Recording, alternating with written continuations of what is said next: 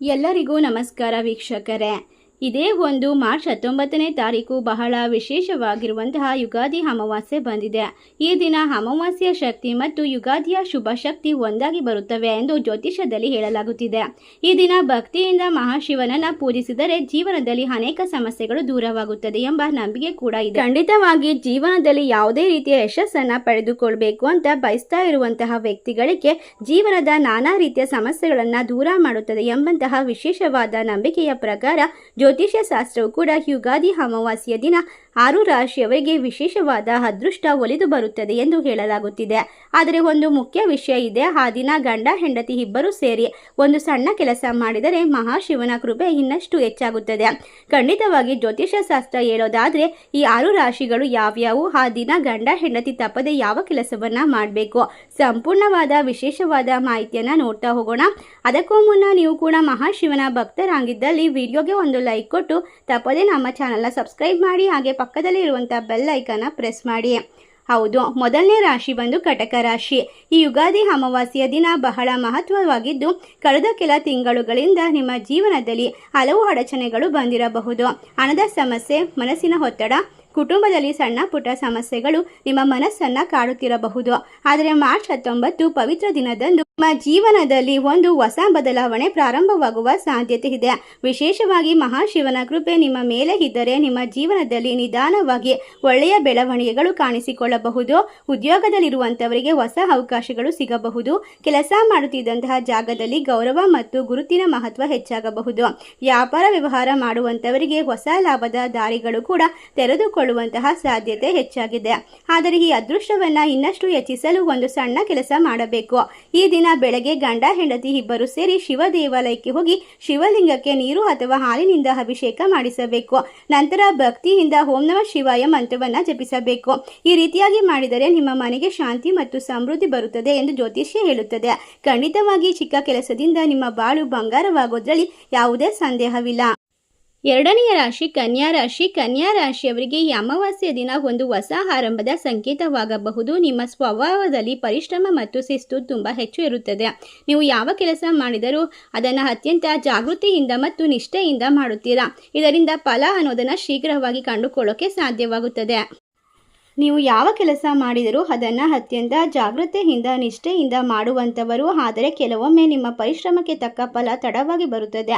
ಕಳೆದ ಕೆಲವು ಸಮಯದಿಂದ ನೀವು ಜೀವನದಲ್ಲಿ ಕೆಲವು ಸವಾಲುಗಳನ್ನು ಎದುರಿಸ್ತಾ ಇರಬಹುದು.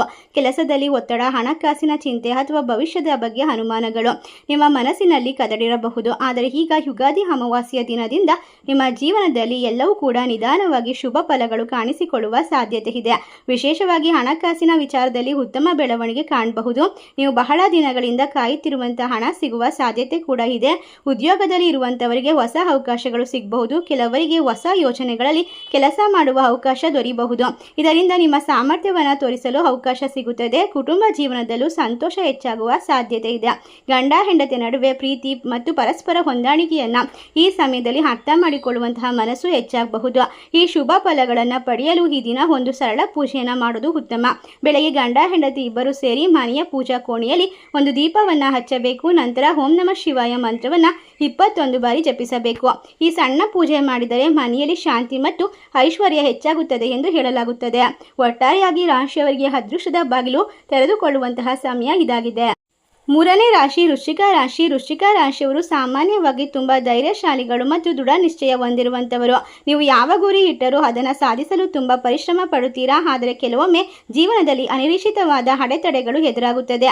ಕಳೆದ ಕೆಲವು ತಿಂಗಳಿಂದ ನಿಮ್ಮ ಜೀವನದಲ್ಲಿ ಕೆಲವು ಕಷ್ಟಗಳು ಎದುರಾಗಿರಬಹುದು. ಆದರೆ ಯುಗಾದಿ ಅಮಾವಾಸ್ಯೆಯ ದಿನದಿಂದ ನಿಮ್ಮ ಜೀವನದಲ್ಲಿ ಒಳ್ಳೆಯ ಬದಲಾವಣೆಗಳು ಪ್ರಾರಂಭವಾಗುವ ಸಾಧ್ಯತೆ ಇದೆ. ಈ ದಿನ ಮಹಾಶಿವನ ಕೃಪೆ ನಿಮ್ಮ ಮೇಲೆ ಇರುತ್ತದೆ. ಆದ್ದರಿಂದ ನಿಮ್ಮ ಜೀವನದಲ್ಲಿ ಹೊಸ ಅವಕಾಶಗಳು ಬರಬಹುದು. ವಿಶೇಷವಾಗಿ ನೀವು ಬಹಳ ದಿನಗಳಿಂದ ಕಾಯುತ್ತಿದ್ದಂತಹ ಕೆಲಸಗಳು ಈಗ ಯಶಸ್ವಿಯಾಗಿ ತೀರುವಂತಹ ಸಾಧ್ಯತೆ ಇದೆ.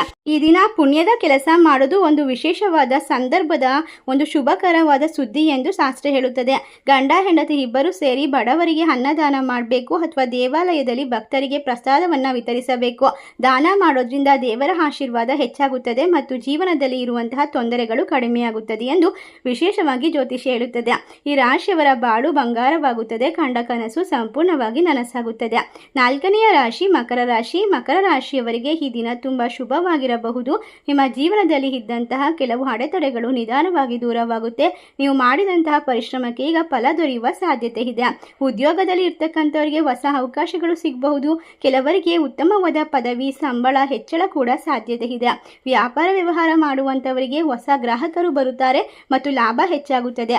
ಈ ದಿನ ಗಂಡ ಹೆಂಡತಿ ಇಬ್ಬರು ಸೇರಿ ಶಿವ ದೇವಾಲಯಕ್ಕೆ ಹೋಗಿ ದೇವರಿಗೆ ಒಂದು ದೀಪವನ್ನು ಹಚ್ಚಬೇಕು. ನಂತರ ಭಕ್ತಿಯಿಂದ ಪ್ರಾರ್ಥನೆ ಮಾಡಬೇಕು. ಇದರಿಂದ ಜೀವನದಲ್ಲಿ ಯಶಸ್ಸು ಮತ್ತು ಸಮೃದ್ಧಿ ಹೆಚ್ಚಾಗುತ್ತದೆ. ಒಟ್ಟಾರೆಯಾಗಿ ರಾಶಿ ಚಕ್ರದವರ ಕನಸುಗಳನ್ನು ನನಸು ಮಾಡಿಕೊಳ್ಳೋದಕ್ಕೆ ಮಹಾಶಿವನ ಆಶೀರ್ವಾದ ಸಂಪೂರ್ಣವಾಗಿ ದೊರೆಯುತ್ತದೆ. 5ನೇ ರಾಶಿ ಕುಂಭರಾಶಿಯವರಿಗೆ ಈ ಅಮಾವಾಸ್ಯೆಯ ದಿನ ವಿಶೇಷವಾದ ಅದೃಷ್ಟವನ್ನು ತಂದುಕೊಡುತ್ತದೆ. ನೀವು ಬಹಳ ದಿನಗಳಿಂದ ಯೋಚಿಸುತ್ತಿರುವಂತಹ ಯೋಜನೆಗಳು ಈಗ ಯಶಸ್ವಿಯಾಗುವ ಸಾಧ್ಯತೆ ಇದೆ. ಈ ದಿನ ಭಕ್ತಿಯಿಂದ ಶಿವನನ್ನು ಪೂಜೆ ಮಾಡಿದರೆ ನಿಮ್ಮ ಜೀವನದಲ್ಲಿ ದೊಡ್ಡ ಬದಲಾವಣೆಗಳನ್ನು ಕಂಡುಕೊಳ್ಳೋದ್ರಲ್ಲಿ ಯಾವುದೇ ರೀತಿಯ ಅನುಮಾನ ಇಲ್ಲ. ಗಂಡ ಹೆಂಡತಿ ಇಬ್ಬರು ಸೇರಿ ಶಿವಲಿಂಗಕ್ಕೆ ಬಿಲ್ವಪತ್ರೆಯನ್ನು ಅರ್ಪಿಸಬೇಕು. ಇದರಿಂದ ನಿಮ್ಮ ಮನೆಗೆ ಶಾಂತಿ ಮತ್ತು ನೆಮ್ಮದಿ ಐಶ್ವರ್ಯ ಬರುತ್ತದೆ. ಎಲ್ಲ ರೀತಿಯ ಕಷ್ಟಗಳು ದೂರವಾಗುತ್ತದೆ. ನಿಮ್ಮ ಕೆಲಸ ಕಾರ್ಯ ವ್ಯಾಪಾರ ವ್ಯವಹಾರದಲ್ಲಿ ಲಾಭದಿಂದ ತುಂಬಿರುತ್ತದೆ. ನೀವು ಬಹಳ ದಿನಗಳಿಂದ ಕಾಯುತ್ತಿದ್ದಂತಹ ಎಲ್ಲ ರೀತಿಯ ಕನಸುಗಳನ್ನು ಈಡೇರಿಸಿಕೊಳ್ಳೋಕೆ ಇದು ಸೂಕ್ತವಾದ ಸಮಯ. ಈ ಸಮಯವನ್ನು ಖಂಡಿತವಾಗಿ ಮಿಸ್ ಮಾಡ್ಕೊಳ್ಬೇಡಿ. ಮಹಾಶಿವನ ಕೃಪೆಗೆ ಪಾತ್ರರಾಗಿ ಅಂತ ಹೇಳ್ತಾ ಕುಂಭ ರಾಶಿಯವರಿಗೆ ಈ ಅಮಾವಾಸ್ಯೆ ಬಹಳಷ್ಟು ಶ್ರೇಷ್ಠ ಮತ್ತು ಉತ್ತಮವಾದ ಲಾಭವನ್ನು ತಂದುಕೊಡುತ್ತದೆ. ಮುಂದಿನ ರಾಶಿ ಕೊನೆಯ ರಾಶಿ ಮೀನರಾಶಿ. ಈ ರಾಶಿ ದಿನಕ್ಕೆ ಒಂದು ಅದೃಷ್ಟದ ತಿರುವು ತರುತ್ತದೆ. ಏಕೆಂದರೆ ಯುಗಾದಿ ಅಮಾವಾಸ್ಯೆ ಇವರ ಬಾಳನ್ನು ಬೆಳಕು ಮಾಡುತ್ತೆ.